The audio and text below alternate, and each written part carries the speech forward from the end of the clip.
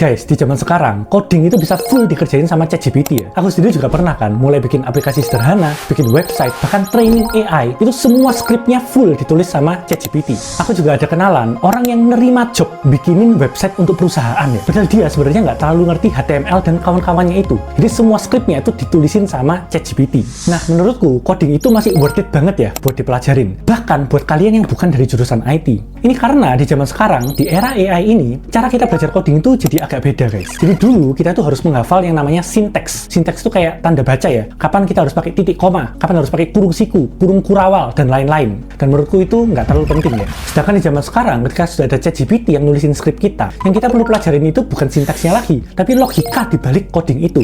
Jadi kayak, kenapa sih kok ChatGPT ini pakai if else misalnya? Kenapa kok ChatGPT pakai looping, dan lain-lain? Mempelajari logika-logika kayak gitu, pasti akan melatih otak kita untuk jadi lebih kritis, analitis, sama melatih problem solving kita ya. Jadi di zaman sekarang, kata-kata belajar coding itu maknanya sudah beda ya. Kita sudah nggak perlu lagi untuk menghafalin sinteks. Yang kita perlu itu adalah memahami logika di balik skrip itu. Dan itu semua bisa kalian pelajarin dari ChatGPT dan Google ya, tanpa perlu kuliah. Jadi intinya, di zaman sekarang, kesempatan belajar coding itu sudah terbuka untuk semua orang. Nah, kira-kira kalian tertarik nggak untuk mulai belajar coding?